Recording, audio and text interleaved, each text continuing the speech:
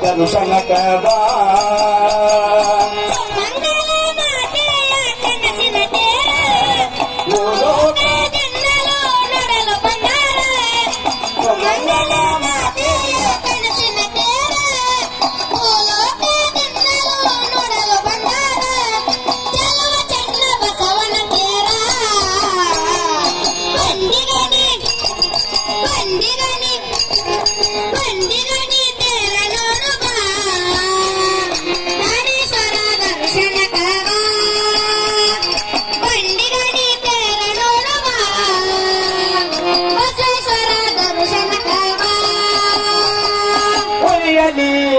ಸಂಪ್ರದಾಯವು